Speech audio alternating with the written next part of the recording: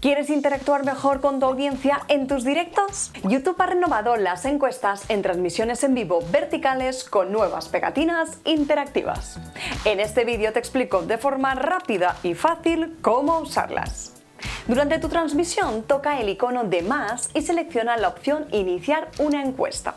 Redacta tu pregunta y agrega hasta 4 opciones de respuesta.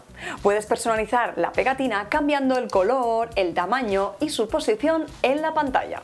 Cuando tengas todo listo, pulsa Iniciar una encuesta. Los espectadores podrán votar al instante y comparar su elección con la del resto de los votantes.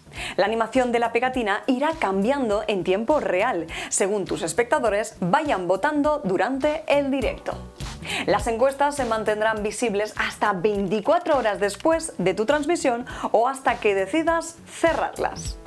Con la creación de encuestas podrás recoger opiniones de forma rápida y sencilla y generar más interacción y comunidad en tus directos. ¿Qué opinas de estas encuestas? Cuéntanoslo en comentarios, dale like al vídeo y no olvides suscribirte a nuestro canal para no perderte ninguno de nuestros vídeos semanales con tutoriales, novedades y consejos para tu canal. Nos vemos en el próximo vídeo.